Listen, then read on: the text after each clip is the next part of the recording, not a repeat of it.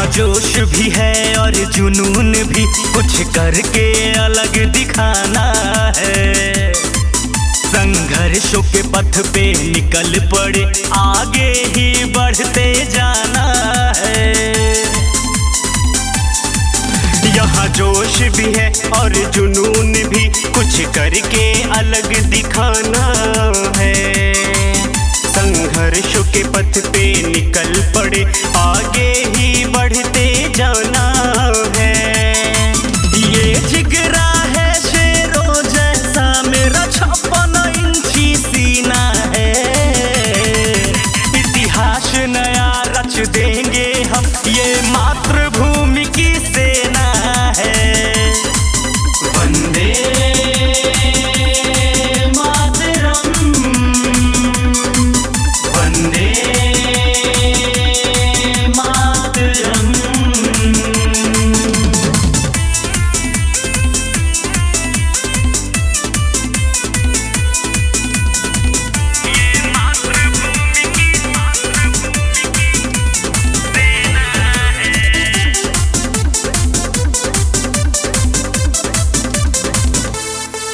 हम मातृभूमि वाले जुनून वो रखते हैं, तूफानों से टकराने का दम रखते हैं।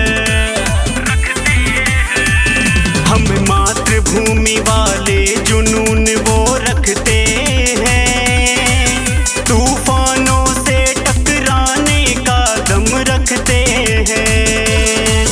एक नया सवेरा लाएंगे, घुट घुट के अब नहीं जीना है। इतिहास नया रच देंगे हम, ये मातृभूमि की सेना है। वंदे मातरम, वंदे मातरम।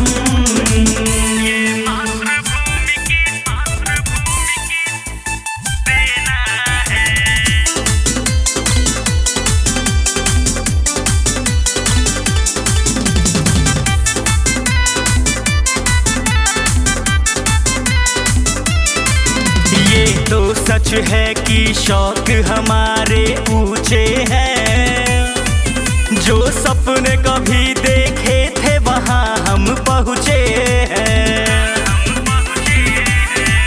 ये तो सच है कि शौक हमारे